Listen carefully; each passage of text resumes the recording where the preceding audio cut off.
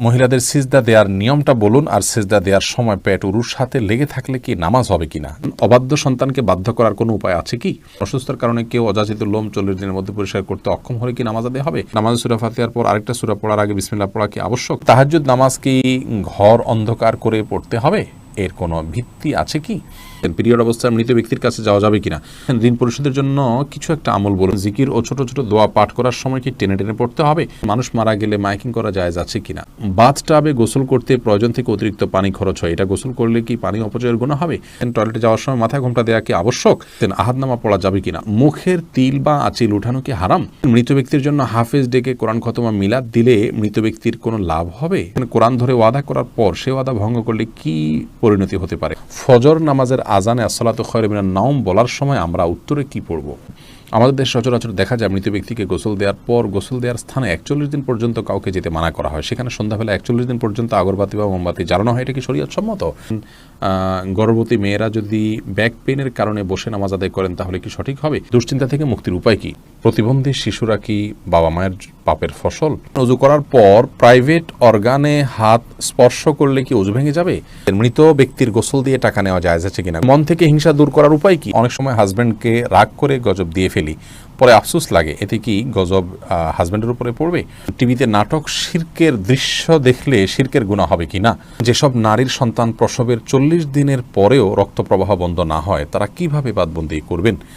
আমরা আর বিলম্ব না করে চলুন আপনাদের গুরুত্বপূর্ণ প্রশ্নগুলোর উত্তর দেওয়ার আলোকিত ভুবনে প্রবেশ করি। বেলাল, আপনি জানতে চেয়েছেন যেসব নারীর সন্তান প্রসবের 40 দিনের পরেও রক্ত প্রবাহ বন্ধ না হয় তারা কিভাবে বাদবন্দি করবেন? 40 দিন পার হওয়ার পরেও যদি রক্ত প্রবাহ বন্ধ না হয়, নেফাস বন্ধ না হয়, তাহলে সেক্ষেত্রে তারা সম্পূর্ণ স্বাভাবিকভাবে সকলে বাদবন্দিকে সম্পাদন করতে পারবেন। সেখানে কোনো আজকাল তো অনেক কিছু ব্যবস্থা রয়েছে যাতে করে ব্লাড যেখানে সেখানে না পড়ে, সে ব্যবস্থাপনা গ্রহণ করার পর তিনি এবাদতবন্দি স্বাভাবিক করতে পারবেন। 40 দিনের পরে আর তার ব্লিডিং হলেও তাকে নেফাসে আক্রান্ত বা এটাকে আপনার প্রসব পরবর্তী যে ব্লিডিং বলা হয়ে থাকে সেটির মধ্যে গণ্য করা হবে না। রহিমা চম্পা জানতে চেয়েছেন টিভিতে নাটক শিরকের দৃশ্য দেখলে শিরকের গুনাহ হবে কি না? শিরকের দৃশ্য দেখানো হলে সেটি আমরা যদি দেখতে থাকি আমাদের কাছে বিষয়টা সহজাত এবং স্বাভাবিক হয়ে যেতে পারে। এই জায়গা থেকে এগুলো দেখা থেকে আমাদের বিরত থাকা উচিত। হ্যাঁ, শুধু নিছক ধারণার জন্য যে কীভাবে শিরক হয়ে থাকে আপনি জানলেন এবং সেটা ভয়াবহতা সম্পর্কে আঁচ করলেন যে মানুষ কীভাবে তারই নিজের হাতে করা সৃষ্টিকে কীভাবে পূজা করছে, আপনি জাস্ট ধারণা নেওয়ার জন্য দেখলে সেটি গুনাহের কারণ হবে না। কিন্তু এইভাবে অহরহ যদি আপনি দেখতে থাকেন, বিশেষ করে নাটক সিনেমাতে, আপনার হিন্দি ফিল্ম ইত্যাদিতে যদি অনবরত এগুলো প্রদর্শন করা হয়, যেহেতু হিন্দুরা এগুলো করে থাকেন তাদের সামাজিক কালচার অংশ হিসাবে, সেগুলো দেখতে দেখতে আমাদের কাছে সহনীয় হয়ে যেতে পারে। সেজন্য এগুলো দেখা ওইভাবে অ্যাভয়েড করা উচিত। মোহাম্মদ মিজানুর রহমান জানতে চেয়েছেন, আপনি একটা আলোচনায় বলেছেন রাগের মাথায় তালাক বললেও তালাক কার্যকর হয়ে যায়। এটা দেখে আমার স্ত্রী আমাকে তালাক দিয়েছে। আপনার কথার কোরআন হাদিসের আলোকে ব্যাখ্যা চাই। নবী করিম সাল্লাল্লাহু আলাইহি ওয়াসাল্লাম বলেছেন, সালাতুন জিদ্দুহুন্না জিদ্দুন ওয়া হাজলুহুন্না জিদ্দুন, তিনটি কাজ মানুষ সিরিয়াসলি করলে যা হয়, দুষ্টুমি করে করলেও তা হয়, এগুলো ঘটে যায়। তার মধ্যে থেকে একটি হলো তালাক। অতএব তালাকের এই বিষয়টি খুবই সিরিয়াস, এটা স্পর্শকাতর। বিধায় রাগের মাথা তালাক দিলেও তালাক হবে। কিন্তু রাগ যদি কারোর এরকম হয় যে রাগের কারণে কি বলেছেন তিনি নিজেও জানেন না, এত বেশি রাগ হয়ে গেছে, তাহলে সেক্ষেত্রে সেটি তালাক পতিত হবে না। তবে আপনার স্ত্রী আপনাকে তালাক দিয়েছেন, স্ত্রী যদি বলেন এইভাবে যে আমি তোমাকে তালাক দিলাম, এভাবে বললে তালাক হবে না। এবং স্ত্রীর অর্পিত তালাকের যে পাওয়ার আছে সেটা তিনি কখন খাটাতে পারেন, কিভাবে সেটার প্রয়োগ করতে পারেন, এগুলো আলোচনা সাপেক্ষ বিষয়। এজন্য এই নির্দিষ্ট বিষয়ে কোনো দক্ষ আলিমের সাথে আপনি দেখা করে কোনো দারুল ইফতাতে গিয়ে আপনি আপনার বিষয়টি ফতোয়া নেবেন ইনশাআল্লাহ। এরপরে উম্মে সালমা রিহা, আপনি ইউটিউব চ্যানেলে প্রশ্ন করেছেন, অনেক সময় হাজব্যান্ডকে রাগ করে গজব দিয়ে ফেলি, পরে আফসোস লাগে, এতে কি গজব হাজব্যান্ডের উপরে পড়বে? না বোন, এর কারণে হাজব্যান্ডের উপর গজব পড়বে না। কোরআন কারীমের এই আয়াত থেকে স্পষ্ট বোঝা যায় যে রাগের মাথায় যখন মানুষ এই ধরনের বদদোয়া দিয়ে ফেলে, আল্লাহ রাব্বুল আলামিন সেগুলোকে বাস্তবায়ন করেন না। এবং তবে এটি একটা অন্যায় কাজ। মুমিন কখনো কথায় কথায় অভিসম্পাতকারী হতে পারে না। নবী করিম সাল্লাল্লাহু আলাইহি ওয়াসাল্লাম বলেছেন, ঈমানদার কখনো লাআন হয় না, লাআনত করবে, অভিসম্পাত করবে, বদদোয়া করবে কথায় কথা, এটি ঈমানদারের চরিত্র নয়। অতএব সবর এবং ধৈর্যের পরাকাষ্ঠা প্রদর্শন করতে হবে ভালো ঈমানদার হওয়ার জন্য। এরপরে মনিরা মনি জানতে চেয়েছেন মন থেকে হিংসা দূর করার উপায় কি। কারোর প্রতি যদি হিংসা হয় তার জন্য বেশি বেশি দোয়া করবেন, তাকে বিশেষ উপঢৌকন দিবেন, হাদিয়া দিবেন, তার কল্যাণ চেয়ে আল্লাহর কাছে আরও বেশি দোয়া কামনা করবেন, দোয়া করবেন। এগুলোর মাধ্যমে ইনশাআল্লাহ মন থেকে আপনার হিংসা দূর হবে। এগুলো শুধু পরামর্শ, কোরআন হাদিস থেকে বাতানো কোনো আমল নয়। সেই সাথে আপনার অন্তরকে পরিচ্ছন্ন করবার জন্য আল্লাহ তাআলার কাছে দোয়া করবেন, আল্লাহুম্মা তাহির কলবি মিনান নিফাক ওয়া আমালি মিনার রিয়া ওয়া লিসানি মিনাল কিযব ওয়া আইনি মিনাল খিয়ানা। এই সমস্ত দোয়াগুলোতে আমাদের অন্তরকে পরিচ্ছন্ন করা, বিভিন্ন অঙ্গ প্রত্যঙ্গকে গুনাহ থেকে পরিচ্ছন্ন করার জন্য আল্লাহর কাছে সাহায্য চাওয়া হয়। সেভাবে আল্লাহর কাছে আমরা সাহায্য চাইব। আর যার প্রতি হিংসা হয় চিন্তা করবেন যে এটি আল্লাহর ফয়সালা। আপনি যদি তার হিংসা করেন তাহলে কেমন যেন আল্লাহর ফয়সালাকে আপনি মানছেন না, কেমন জানি আল্লাহর ফয়সালার বিরুদ্ধে আপনি অবস্থান নিচ্ছেন। এটি অত্যন্ত গর্হিত এবং জঘন্য একটি বিষয়। সেটি আমরা যখন চিন্তা করব, কল্পনা করব, ভাববো, তখন ইনশাআল্লাহ বিদিনিল্লাহ বিষয়গুলো আমাদের কাছে সহনীয় হবে, সহজ হবে। আমাদের মধ্যে আর হিংসা থাকবে না যে আল্লাহ তাকে দিয়েছেন, এতে আমার খারাপ লাগবে কেন, আল্লাহ পছন্দ করেন দেখেই তো দিয়েছেন। অথবা আল্লাহর ফয়সালা আমার আপত্তি থাকলে তো ইমান নিয়ে টানাটানি হবে। হ্যাঁ, আল্লাহ আমাকেও দেখ, সেটি ভিন্ন বিষয়। আবু বকর সিদ্দিক ওয়াইজ এআডি থেকে আপনি জানতে চেয়েছেন মৃত ব্যক্তির গোসল দিয়ে টাকা নেওয়া জায়েজ আছে কিনা। গোসল দেওয়াটা মুসলিমদের কর্তব্যের অংশ, দাফন, গোসল, কবর দেওয়া। এই জন্য এগুলো দিয়ে কোনো মানুষ সেগুলো করে টাকা নেওয়াটা তার জন্য উচিত নয়, এটা জায়েজ নয় তার জন্য। নামাজে সূরা পড়ার ব্যাপারে কি ধারাবাহিকতা মানতে হয়? ধারাবাহিকতা রক্ষা করা উত্তম, ভালো। যদি কোনো কারণে ধারাবাহিকতা বিচ্ছিন্ন হয়ে যায়, ওলামা ইকরাম সেটাকে মাকরুহ বলেছেন, অপছন্দনীয় এবং অনুচিত বলেছেন। তবে স্বাভাবিক অবস্থায় ধারাবাহিকতা রক্ষা করা উচিত। এরপরে আবু সিদ্দিক হানিফ জানতে চেয়েছেন ঘরে বিড়াল থাকলে নাকি নামাজ হয় না, এটা কি সত্য কথা? না, এটার কোনো ভিত্তি নেই। ঘরে বিড়াল থাকলে নামাজ হবে না কেন? নামাজ হবে। আর দীপু জানতে চেয়েছেন অজু করার পর প্রাইভেট অর্গানে হাত স্পর্শ করলে কি অজু ভেঙে যাবে? ইমাম আবু হানিফা রাহিমাহুল্লাহর মত অনুযায়ী অজু ভাঙবে না, এবং এর সপক্ষে অনেকগুলো দলিল এবং যুক্তি আছে, বিভিন্ন স্পষ্ট হাদিস রয়েছে। যদিও অনেক ইমামদের মতে যদি কোনো আড়াল ছাড়া স্পর্শ মানে সরাসরি স্পর্শ করেন তাহলে সেক্ষেত্রে অজু ভঙ্গ হবে। মোহাম্মদ মোজাম্মেল হোসেন আপনি জানতে চেয়েছেন প্রতিবন্ধী শিশুরা কি বাবা মায়ের পাপের ফসল? প্রতিবন্ধী শিশুরা কখনোই বাবা বা মায়ের কিংবা বাবা মা উভয়ের কোনো পাপের ফসল হতে পারেন না। আল্লাহ রাব্বুল আলামিনের অমোঘ বিধান হলো একজনের পাপের প্রায়শ্চিত্ত আরেকজনকে করতে হয় না, একজনের পাপের বোঝা আল্লাহ রাব্বুল আলামিন আরেকজনের উপরে চাপান না। বাবা মা যদি পাপ করে থাকেন তো তাদের পাপ তাদেরকে পাবে, তাদের পাপের কারণে সন্তান প্রতিবন্ধী হবে এমন কোনো কথা ইসলামী শরীয়ত অ্যালাউ করেন। এটা সম্পূর্ণ ভুল এবং কুসংস্কারাচ্ছন্ন একটি বিশ্বাস। এই বিশ্বাস থেকে আমাদেরকে বেরিয়ে আসতে হবে যদি কারোর মধ্যে বিশ্বাস থাকে। বরং প্রতিবন্ধী শিশু, এই শিশু আল্লাহ তাআলার পক্ষ থেকে মা বাবার জন্য অনেক বড় পরীক্ষার বিষয়। তারা যদি এটিকে সবরের সাথে, ধৈর্যের সাথে প্রতিপালন করেন তাহলে ইনশাআল্লাহ বিদিন আল্লাহর কাছে তারা মহা পুরস্কার পাবেন। এ বিষয়ে আমরা মুসনাদ আহমদের একটি হাদিস পাই, তিরমিজির একটি হাদিস পাই। নবী সাল্লাল্লাহু আলাইহি ওয়াসাল্লাম বলেছেন যে একজন ইমানদারের নিজের প্রতি আল্লাহ তাআলা তাকে পরীক্ষা ফেলেন, তার মধ্যে বিপদ দেন, তার শরীরের মধ্যে অর্থাৎ রোগবালাই দিয়ে। আবার কখনো তার সন্তানকে দিয়ে তাকে আল্লাহ তাআলা পরীক্ষা করেন। আবার কখনো সম্পদের মধ্যে কোনো প্রকার ক্ষয়ক্ষতি দিয়ে আল্লাহ তাআলা পরীক্ষা করেন। হাদিস থেকে বোঝা যায় যে সন্তানের মধ্যে কোনো প্রকার ক্ষয়ক্ষতি হওয়া, সন্তান বিকলাঙ্গ হওয়া কিংবা প্রতিবন্ধী হওয়া, এগুলো সবগুলো আল্লাহ তাআলার পক্ষ থেকে পরীক্ষা। আর এই পরীক্ষা যদি কেউ সবর করতে পারেন এবং আল্লাহ তাআলার এই পরীক্ষায় উত্তীর্ণ হওয়ার চেষ্টা করেন, আল্লাহর সিদ্ধান্তকে মেনে নেন এবং এই কষ্টকে সহ্য করেন আল্লাহ তাআলার ফয়সালার প্রতি সন্তুষ্টির কারণে, তাহলে আল্লাহ রাব্বুল আলামিনের সাথে এই ব্যক্তি সাক্ষাৎ করবে কিয়ামতের ময়দানে এমত অবস্থায় যে তার কোনো গুনাহ থাকবে না। হাদিসটি তিরমিজিতে বর্ণিত হয়েছে। অন্য আরেকটি হাদিসে আসছে নবী সাল্লাল্লাহু আলাইহি ওয়াসাল্লাম বলেছেন ইন্না আইজামাল জাযাই মা আইজামিল ওয়ালা, নিশ্চয়ই আল্লাহ রাব্বুল আলামিনের পক্ষ থেকে পরীক্ষা যত বড় হবে তার জন্য পুরস্কারও তত বড় হবে। অতএব কোনো বাবা মা যদি প্রতিবন্ধী সন্তান জন্ম দেন তাহলে তাদের জন্য এটি অনেক বড় পরীক্ষা, তাদের প্রতিদান আল্লাহর পক্ষ থেকে অনেক বড় হবে ইনশাআল্লাহ বিদিনা যদি তারা সবর করতে পারেন। মুসনাদ আহমদের এক বর্ণনায় এসছে যে নবী সাল্লাল্লাহু আলাইহি ওয়াসাল্লাম বলেছেন কোনো ব্যক্তি যখন অসুস্থ হয়, রুগ্ন হয় বা তার শরীরে কোনো ত্রুটি থাকে, কোনো প্রকার প্রতিবন্ধকতা থাকে, তখন আল্লাহ রাব্বুল আলামিন ফেরেশতাদেরকে বলেন যে আমার বান্দা যতটুকু আমল করতে পারে এই তার প্রতিবন্ধকতা নিয়ে সেটুকু তোমরা লিপিবদ্ধ করো তার জন্য। এরপরে তাকে যদি আমি সুস্থতা দিয়ে দেই তাহলে তো যেটুকু তার অসুস্থতা ছিল, প্রতিবন্ধকতা ছিল, সেগুলো থেকে এটি কাফারা হয়ে গেল এই কষ্ট সহ্য করার কারণে। তার কোনো গুনাহ, ভুল, ত্রুটি, বিচ্যুতি ইত্যাদি থাকলে সেগুলো আল্লাহ কাফারা দিয়ে দিবেন। আর যদি সেই ব্যক্তি অবস্থায় মৃত্যুবরণ করে, তবু আল্লাহ তাআলা তার প্রতি অনুগ্রহ করবেন, রহমত করবেন এবং তাকে মাগফিরাত নসিব করবেন। অতএব বিকলাঙ্গ হওয়া এটা কোনো দোষের বিষয় নয়। আর সন্তান বিকলাঙ্গ হলে সেটা বাবা মার পাপের ফসল, এই কথাটি মূর্খতা সুলভ কথা, এর সাথে কোরআন হাদিসের কোনো সম্পর্ক নেই। জাকারিয়া হাসান জানতে চেয়েছেন দুশ্চিন্তা থেকে মুক্তির উপায় কি? দুশ্চিন্তা থেকে মুক্তির সর্বপ্রধান উপায় হলো আল্লাহ রাব্বুল আলামিনের সাথে কথা বলা। মানুষ দুশ্চিন্তাগ্রস্ত অবস্থায় যদি কোনো শক্তিশালী কোনো ব্যক্তির সাথে শেয়ার করতে পারেন, তাহলে কিছুটা নির্ভার ফিল করেন।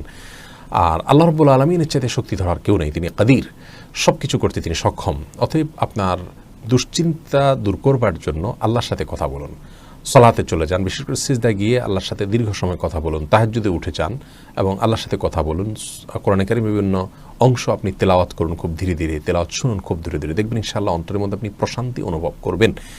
আল্লাহ বিযিকরিল্লাহি তাতমাইন্নুল কুলুব, আল্লাহ বলেছেন অন্তর প্রশান্ত হয় আল্লাহর স্মরণে। অতএব আল্লাহর স্মরণ করা মুখে, অন্তরে, কোরআন তেলাওয়াতের মাধ্যমে, সলাতের মাধ্যমে, এগুলোর মাধ্যমে ইমানদারের অন্তরকে আল্লাহ তাআলা প্রশান্ত করে থাকেন। আল্লাহর দিকে যত বেশি ধাবিত হবেন, যত আল্লাহর সাথে সম্পর্ক গাঢ় করবেন, যত আল্লাহর সাথে সম্পর্ক নিবিড় করবেন, যত আল্লাহর সাথে কথা বলবেন, তত বেশি ইনশাআল্লাহ বিদিনা দেখবেন অন্তর প্রশান্ত হবে এবং দুশ্চিন্তা থেকে আপনি রক্ষা পাবেন। দুশ্চিন্তা, এটাকে অনেক সালাফ বলেছেন জুনদুম মিন জুনুদিল্লাহ, আল্লাহ তাআলার বাহিনী সমূহের মধ্যে থেকে একটা বাহিনী দুশ্চিন্তা। এটা দিয়ে আল্লাহ রাব্বুল আলামিন অনেক মানুষকে শাস্তি দিয়ে থাকেন, অনেককে পরীক্ষা করে থাকেন। অতএব এইরকম পরিস্থিতিতে আল্লাহর কাছেই রুজু হওয়া, এটাই হলো সবচাইতে বড় উপায়। অতএব ভরসা আল্লাহ তাআলার প্রতি করা এবং আল্লাহর দিকে রুজু হওয়া, আল্লাহর দিকে ধাবিত হওয়া, এটা হলো দুশ্চিন্তা দূরের সবচেয়ে বড় উপায়। যে ব্যক্তি আল্লাহর প্রতি তাওয়াক্কুল করবেন, তাকে খুব বেশি দুশ্চিন্তা গ্রাস করার কথা নয়। আল্লাহর উপর ভরসা করবে ইমানদার, যে ইনশাআল্লাহ আমার অভিভাবক আল্লাহ তাআলা, তিনি দেখছেন, তিনি দেখবেন।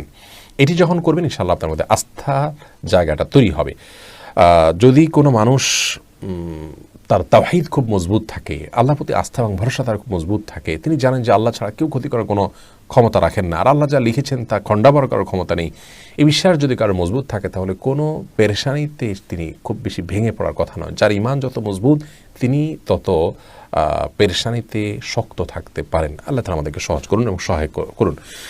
আশরাফুল হক শুভ, আপনি জানতে চেয়েছেন আমাদের দেশে সচরাচর দেখা যায় মৃত ব্যক্তিকে গোসল দেওয়ার পর গোসল দেওয়ার স্থানে 41 দিন পর্যন্ত কাউকে যেতে মানা করা হয়, সেখানে সন্ধ্যাবেলা 41 দিন পর্যন্ত আগরবাতি বা মোমবাতি জ্বালানো হয়, এটা কি শরীয়ত সম্মত? কোনো জায়গায় মৃত ব্যক্তিকে গোসল দেওয়া হলে সেখানে এই প্রথাটি আমাদের সমাজে অনেক ক্ষেত্রেই প্রচলিত আছে, যে আগরবাতি বা মোমবাতি ইত্যাদি সেখানে আপনার জ্বালানো হয় এবং সন্ধ্যাবেলা 41 দিন পর্যন্ত এই কাজটি করা হয়। কেউ সেখানে যেতে চাইলে নিষেধ করা হয়। এটি সম্পূর্ণ কুসংস্কার এবং এ ধরনের বিশ্বাসগুলো শিরকি বিশ্বাস, কুসংস্কারচ্ছন্ন বিশ্বাস। এর বেশিরভাগই এসছে হিন্দু সমাজ থেকে।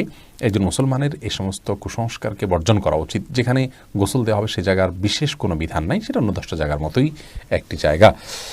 মাহমুদুল হাসান ভূঁইয়া, আপনি জানতে চেয়েছেন ফজর নামাজের আজানে আসসালাতু খায়রুম মিনান নাওম বলার সময় আমরা উত্তরে কি পড়ব? এক্ষেত্রে জমহুর ফোকাহা বা বেশিরভাগ ইমামগণের মত হলো সদাকতা ও বারারতা। আসসালাতু খায়রুম মিনান নাওম মানে হলো সালাত বা নামাজ, এটা ঘুম থেকে উত্তম। এটি যখন মুয়াজ্জিন বলবেন তখন তাকে বলতে হয় সদাকতা অবারার্তা, অর্থাৎ হে মুয়াজ্জিন তুমি সত্য বলেছো এবং ভালো বলেছো, ভালো কাজ করেছো। এই কথা বেশিরভাগ ফোকাহা একরাম বা জমহুর ফোকাহা একরাম বলতে বলেছেন মুয়াজ্জিনের জবাবে, এবং একটি রেওয়ায়েতে এটি এসছে, যদিও রেওয়ায়েতটা সনদকে অনেক মুহাদ্দিসগণ যঈফ বলেছেন। আর এই কারণে অন্য একদল উলামা একরাম বলেন যে আসসালাতু খায়রুম মিনান নাওম যখন বলবো আমরা, মুয়াজ্জিন যখন আসসালাতু খায়রুম মিনান নাওম বলবে, আমরাও আসসালাতু খায়রুম মিনান নাওম বলবো। এর কারণ হলো যে আসসালাতু খায়রুম মিনান নাওম এই বাক্যটি মুয়াজ্জিনের বাক্য, আর এক্ষেত্রে নবী আলাইহিস সালামের সাধারণ যে নির্দেশনা বুখারী মুসলিমে আসছে যে ফাকুলু মিসলা মা ইয়াকুল ইযা সামি'তুমুন নিদা, যখন তোমরা মুয়াজ্জিনের আযান শুনবে ফাকুলু মিসলা মা ইয়াকুল মুয়াজ্জিন, তখন মুয়াজ্জিন যা বলবে হুবহু তোমরা তা বলো। শুধুমাত্র হাইয়া আলাস সালাহ হাইয়া আল ফালাহর মধ্যে নবী আলাইহিস সালাম ওই হাদিসে লা হাওলা ওয়া কুওয়াতা ইল্লা বিল্লাহ বলতে বলেছেন। অতএব দুইটা বাদে বাকি সবগুলোতেই ওই হাদিসের সাধারণ যে নির্দেশনা সেটা অনুযায়ী আসসালাতু খায়রুন মিনান নওম শুনলে আসসালাতু খায়রুন মিনান নওম অর্থাৎ হুবহু এটা অনুকরণ করার নির্দেশনা দিয়ে থাকেন।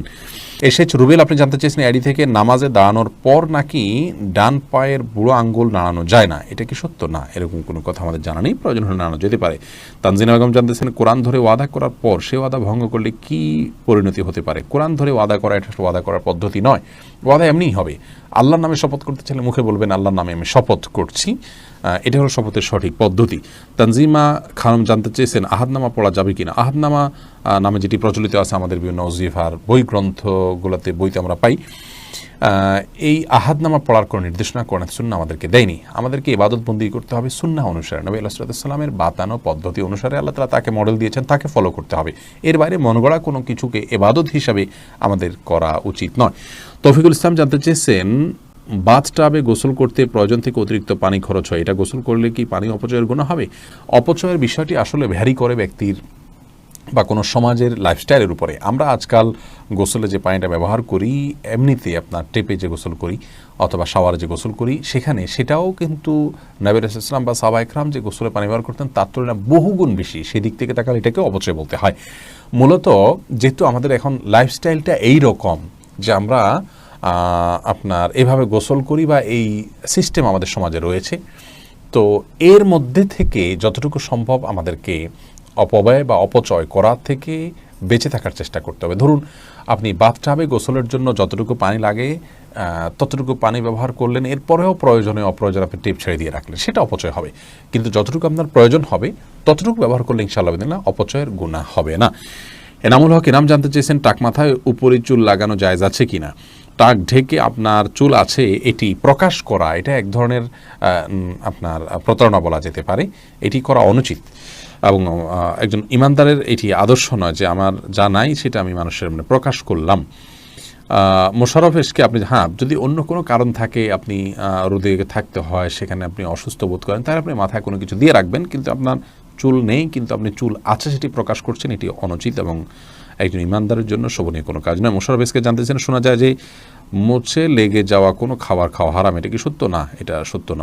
মুছে যদি খাবার লেগে যায় সেটা হারাম হয়ে যায় এমন না, তবে এটি অস্বাস্থ্যকর, অনুচিত কাজ, অবশ্যই অনুত্তম কাজ। লিজা সামিনা ইয়াডি থেকে আপনি জানতে চেয়েছেন রাতের বেলা আয়না দেখা অনেক অমঙ্গলজনক মনে করে, কিছু বলুন। রাতের বেলায় আয়না দেখাকে অমঙ্গলজনক মনে করাটা সম্পূর্ণ কুসংস্কার, ইসলামী শরিয়ার সাথে এর কোনো সম্পর্ক নেই। রাতের বেলায় আমরা আয়না দেখলে এর পেছনে কোনো অমঙ্গল নাই, আপনি রাতে দিনে যে কোনো সময় আয়না দেখতে পারেন। সোনিয়া আক্তার জানতেছেন জিকির ও ছোট ছোট দোয়া পাঠ করার সময় কি টেনে টেনে পড়তে হবে? কোরআনে কারীমের সময় যেরকম মদ এবং গুন্নাহ লক্ষ্য করে পড়তে হয়, দোয়া দরুদ যখন আমরা পাঠ করব তখন আমাদেরকে ঠিক একইভাবে মদ বা গুন্নাহ করে পড়তে হবে, এমন কোনো বাধ্যবাধকতা নেই। বরং তখন আমরা স্বাভাবিক যে আরবি অক্ষর উচ্চারণের নিয়ম আছে সেগুলো ফলো করে যদি করে যাই এবং মদগুলোকে সেভাবে আমরা না টানি, তাতেও ইনশাআল্লাহ বিদিনিল্লাহ জিকির বা দোয়া পাঠ করা বিশুদ্ধ হয়ে যাবে। এমনি সালাহুদ্দিন জানতে চেয়েছেন নামাজরত অবস্থায় প্রস্রাবের ফোঁটা বের হলে কি করণীয়? নামাজরত অবস্থায় যদি পেশাবের ফোঁটা বের হয় তাহলে সেদিন নামাজ ছেড়ে দিতে হবে এবং কাপড় লাগিয়ে সে অংশ ধুয়ে ফেলতে হবে এবং নাপাক দূর করে টিস্যু ইত্যাদি দিয়ে পানি দিয়ে তারপরে উজু করে তাকে নামাজ পড়তে হবে। আর যদি এটা তার অনবরত বের হতে থাকে এবং 4 রাকাত নামাজের মধ্যে 4 রাকাত নামাজ পড়তে যে পরিমাণ সময় লাগে ধরুন 8-10 মিনিট, এই সময়টুকুও তিনি ফ্রি হন না বা মুক্ত থাকেন না, এর মধ্যেও তার পেশাব এসে পড়ে তার ইচ্ছায় অনিচ্ছায়, এরকম যদি হয় তাহলে সেক্ষেত্রে তার জন্য ওই অবস্থায় সালাত চালিয়ে যাওয়া জায়েজ আছে, কারণ তার পুরো সালাতের ওয়াক্ত জুড়ে কয়েক ঘন্টা জুড়েই অনবরত আসতে থাকে। আর যদি এরকম না হয়, শুধু ওই সালাতের মধ্যে এসছে, তাহলে তার সালাত ছেড়ে সেটিকে পরিচ্ছন্ন করে এসে সালাত আদায় করতে হবে। কোরআন আলো এর দিকে জানতে সোনিয়া আক্তার জানতে চেয়েছেন মহিলাদের সিজদা দেওয়ার নিয়মটা বলুন, আর সিজদা দেওয়ার সময় পেট উরুর সাথে লেগে থাকলে কি নামাজ হবে কিনা? জি, নামাজ হবে। নামাজ হবে না, নারী পুরুষের সালাত নিয়ে যে মত পার্থক্য আছে এটাকে আমরা অনেক বড় করে দেখি, বিষয়টা এরকম বড় কিছু না। আপনার এখানে যারাই ইখতিলাফ করে থাকেন জাস্ট এখানে পদ্ধতির উত্তম অনুত্তমের বিষয়টা, নামাজ হওয়া না হওয়ার কোনো ইখতিলাফ এখানে নেই। ঋণ পরিশোধের জন্য কিছু একটা আমল বলুন। ঋণ পরিশোধের জন্য সবচেয়ে বড় আমল হলো আল্লাহ তাআলার কাছে সাধারণভাবে দোয়া করবেন, চাইবেন, প্রার্থনা করবেন এবং আপনি সর্বোচ্চ চেষ্টা চালাবেন ঋণ পরিশোধের জন্য। আমাদের অনেক ভাইরা আছেন, নিজের জমি আছে, স্থাবর অস্থাবর অনেক মূল্যবান সম্পদ আছে, সেগুলো দিয়ে ঋণ পরিশোধ করতে চান না। তিনি চান যে ঋণ পরিশোধের জন্য তার সাধারণ উপার্জন থেকে অনেক টাকা হয়ে যাক, অলৌকিকভাবে চলে আসুক, আর তিনি সেটা দিয়ে ঋণ পরিশোধ করে দেবেন। এটা সম্পূর্ণ ভুল একটা পদ্ধতি। আপনার ঋণ পরিশোধ করাটা আপনার জন্য ফরজ, এটা বান্দার হক। অতএব আপনার জমি থাকলে, সম্পদ থাকলে এগুলো বিক্রি করে আপনি ঋণ পরিশোধ করবেন এবং সেগুলো বিক্রি করার অপশন থাকলে বিক্রি করবেন।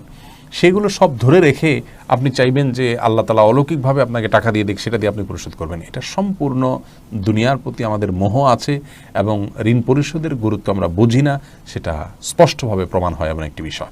বিধায় এমনটি করা উচিত না। সেই সাথে ঋণ পরিশোধের জন্য কিছু দোয়া আছে, আল্লাহুম্মা কফিনি ফিনি বিহালালিকা আন হারামিকা ওয়াগনিনি বিফাদলিকা আম্মান সিওয়াক। আরও কিছু দোয়া আছে, ইউটিউব বা ফেসবুকে সার্চ দিলে আমাদের অনেকগুলো ভিডিও আছে, দেখে নিতে পারবেন। সেগুলো আপনি আল্লাহর কাছে সাধারণভাবে পাঠ করবেন, ইনশাআল্লাহ সেই দোয়াগুলো পেশ করবেন।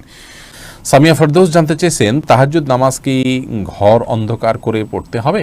এর কোনো ভিত্তি আছে কি? তাহাজ্জুদের নামাজ এটা আমরা ঘর অন্ধকার করে লাইট বন্ধ করে পড়তে হবে, এর কোনো ভিত্তি নেই। বরং সেটা আপনার যেভাবে সেভাবে আদায় করতে পারেন। আপনার মনোযোগের জন্য আপনি যদি আলো আধার করে নিতে পারেন, ডিম আলো করে নিতে চান, তো সেটি করতে পারেন, কোনো অসুবিধা নেই। তবে অন্ধকারেই পড়তে হবে এমন কোনো বাধ্যবাধকতা বা নিয়ম নেই। লামিয়া রহমান মোমো জানতে চেয়েছেন, মুখের তিল বা আঁচিল উঠানো কি হারাম? মুখের যে তিল বা আঁচিল আছে এটা যদি দৃষ্টিকটু হয় এবং আমাদের জন্য নানান দিক থেকে ত্রুটিপূর্ণ হয় তাহলে সেটা তোলা যেতে পারে। তবে আপনার আজকাল এই যে সূক্ষ্মভাবে লোমগুলো তোলা এবং এই জাতীয় অনেকগুলো কাজ আছে, যে কাজগুলো আপনার শোভাবর্ধনের নামে আমরা করে থাকি, সেগুলো করা যাবে না। সাদিক জানতে চেয়েছেন, মানুষ মারা গেলে মাইকিং করা জায়েজ আছে কিনা? মানুষ মারা গেলে তার মৃত্যুর সংবাদটা শুধু প্রিয়জনদের জানানো হলো যে তিনি মারা গেলেন, এটুকু মানুষকে জানানোতে দোষের কোনো কিছু নেই। তবে এটা নিয়ে দীর্ঘ আলোচনা আছে, এটা নিয়ে আমরা ইনশাআল্লাহ দিনে কথা বলবো ভিন্ন কোনো ভিডিওতে। মোহাম্মদ মুস্তাকিম জানতেছেন, ব্যাংকে চাকরি করা কি হারাম? ব্যাংক যদি সুদী হয় তাহলে সেখানে সুদের সাথে সরাসরি সম্পর্ক থাকলে সে চাকরি করা তো অবশ্যই হারাম হবে। খন্দকার ফয়সাল ইসলাম লিমন জানতে চেয়েছেন, গর্ভবতী মেয়েরা যদি ব্যাক পেইনের কারণে বসে নামাজ আদায় করেন তাহলে কি সঠিক হবে? জি, দাঁড়া যদি স্বাভাবিকভাবে নামাজ পড়তে গেলে ব্যাক পেইন হয় তাহলে সেটা এবং সেটা অসহনীয় হয়, কষ্টকর হয়, রিস্কি হয়, তার জন্য পড়ে যাওয়ার আশঙ্কা থাকে, তাহলে তিনি ইনশাআল্লাহ বসে সালাত আদায় করতে পারবেন। যদি দাঁড়াতে পারেন তাহলে দাঁড়ানোর অংশটুকু দাঁড়ায় সালাত আদায় করবেন, এরপর রুকু সিজদা করাটা তার জন্য কষ্টকর হলে পরে বাকি অংশটা চেয়ারে বসে সালাত আদায় করবেন। আর যদি এটুকুও কষ্টকর হয় তাহলে পুরোটুকুই বসে সালাত আদায় করতে পারেন। আয়েশা সিদ্দিকা জানতেছেন, ফেসবুকে মৃত ব্যক্তির ছবি দেয়া বারবার কতটুকু শরীয়ত সম্মত? বিনা প্রয়োজনে এটা না করাই উচিত, তবে এটাকে হারাম আমরা বলতে পারবো না সরাসরি। রাকিব হাসান জানতেছেন, অসুস্থতার কারণে কেউ অযাচিত লোম 40 দিনের মধ্যে পরিষ্কার করতে অক্ষম হলে কি নামাজ আদায় হবে? অসুস্থতার কারণে বা কোনো ওজোর কারণে যদি হয়ে থাকে আদায় হয়ে যাবে ইনশাআল্লাহ বিদিনিল্লাহ। আসমাউল হোসনা ফেনু জানতে চেয়েছেন, পিরিয়ড অবস্থায় মৃত ব্যক্তির কাছে যাওয়া যাবে কিনা? যাওয়া যাবে, এতে কোনো অসুবিধা নেই। কাকুলি শেখ জানতেছেন, সাহসিদ্দাতে কি সেজদার তাসবিহ পড়বো? জি, অবশ্যই আপনি সেজদার তাসবিহ পড়বেন। রোশনার খাতুন জানতে চেয়েছেন, মৃত ব্যক্তির জন্য হাফেজ ডেকে কোরআন খতম মিলাদ দিলে মৃত ব্যক্তির কোনো লাভ হবে? মৃত ব্যক্তির জন্য হাফেজ ডেকে কোরআন খতম পড়া, মিলাদ পড়া কোনো শিক্ষা ইসলাম দেয়নি। এটি সম্পূর্ণ আমাদের দেশীয় সংস্কৃতি বা আঞ্চলিক সংস্কৃতি বা আমাদের বানানো সংস্কৃতি। মৃত ব্যক্তি নিজে তেলাওয়াত করলে তার সব তিনি পাবেন, আমরা তেলাওয়াত করলে তার তেলাওয়াত করে তার সব তার জন্য পৌঁছাতে চাইলে সেটি অনুকূল আমার মতো জায়েজ আছে। কিন্তু হাফেজ বা হুজুরদেরকে ডেকে এনে তেলাওয়াত করানো এবং তার জন্য পেমেন্ট করা, যেটা আমাদের দেশে প্রচলিত আছে, এটি ইসলাম শরীয়তের দৃষ্টিকোণ থেকে জায়েজ কাজ নয়। যেটি করছেন এবং যিনি করাচ্ছেন সবাই গুনাহগার হবেন। এরপরে রাশেদ আপনি জানতে চেয়েছেন, অবাধ্য সন্তানকে বাধ্য করার কোনো উপায় আছে কি? অবাধ্য সন্তানকে বাধ্য করার জন্য ছোটোবেলা থেকেই তার সাথে সেভাবে ইসলামিক যে আপনার ইসলামের যে নির্দেশনা আছে একজন প্যারেন্টসের জন্য, প্যারেন্টিংয়ের বিষয়ে, সেগুলোকে লক্ষ্য করা উচিত। তাকে সালাতের নির্দেশ দেওয়া, নিজের সালাতে অভ্যস্ত করা, ভালো পরিবেশ দেওয়া, এগুলো না করে এরপরে বড় হওয়ার পরে অলৌকিক কোনো পদ্ধতিতে তাকে আপনি বাধ্য করে ফেলবেন, এরকম কোনো সুযোগ নেই। তারপরেও আপনি তাকে সৎসঙ্গ দিলেন, নেককারদের সোহবতে নিলেন এবং তার জন্য আল্লাহর কাছে মনে প্রাণে দোয়া করলেন, আবার দোয়া সন্তানের জন্য কবুল হয়। এইরকম বিভিন্ন উদ্যোগের মাধ্যমে আপনি তাকে সৎপথে আনতে পারেন, বাধ্য করতে পারেন। তানি ইসলাম জানতে চেয়েছেন, টয়লেটে যাওয়ার সময় মাথায় ঘোমটা দেওয়া কি আবশ্যক? এটা উত্তম এবং ভালো। অনেক উলামা ইকরাম উন্মুক্ত মাথায় যাওয়াটাকে মাকরুহ বলেছেন। পরাজিত মনে নামাজ সূরা ফাতিহার পর আরেকটা সূরা পড়ার আগে বিসমিল্লাহ পড়া কি আবশ্যক? না, আবশ্যক না, সুন্নাহ। পড়া ভালো, উত্তম। কাকলি শেখ সুন্নাহ, পড়া উচিত, না পড়লে গুনাহ হবে না। কাকলি শেখ জানতেছেন বাজনা বাজানো ছাড়া ঘরের মধ্যে যেখানে কোনো নন মাহরাম নেই সেখানে কি গান গাওয়া যাবে? শুধু খালি গালা যদি গানের অর্থ খারাপ না হয় গেতে পারেন, গাইতে পারেন, সে মানুষ সামনেও গাইতে পারেন, বিশেষ করে মানে মাহরামদের সামনে মহিলারা।